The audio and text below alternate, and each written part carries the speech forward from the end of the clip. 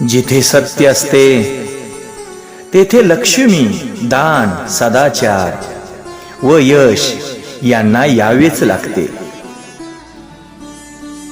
सत्याविना हे व्यर्थ होय. यावरून हे स्पष्ट आहे की सत्यच सर्वस्व आहे. बाकीच्या 4 संपत्ती जरी निघून गेल्या तरी हरकत नाही, परंतु सत्य जाऊ नये. सत्य असेल तर सर्व काही आहे. सत्य, तप, पवित्रता आणि दान हे धर्माचे 4 प्रमुख अंग आहेत. या 4 समन्वय म्हणजेच धर्म.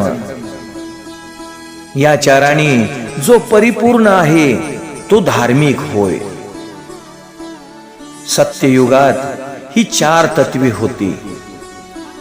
मग त्रेतायुगात सत्य निघून गेले. द्वापारात सत्य व तप गेले. कलियुगात सत्य व तपाबरोबर पवित्रता ही निघून गेली. कलियुगात फक्त दानच राहिले. कलियुगात दानच मुख्य आहे. दानम एकम कलियुगे. कलियुगात केवळ दान व दया यांच्या आधारानेच धर्म राहिला आहे. परीक्षिती राजाने पाहिले की एक बैल फक्त एका पायावरच उभा राहिला आहे व एक व्यक्ती त्याला काठीने मारत आहे. राजाने त्या बैलाला विचारले, तुझे 3 पाय कुणी कापले?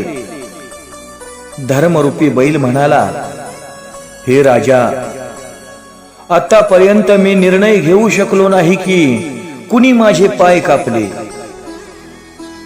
व कोण मला दुःखी करत आहे. कुणी म्हणतात की काल दुःख देत आहे. कुणी म्हणतात कर्मच मनुष्याला दुःख देते.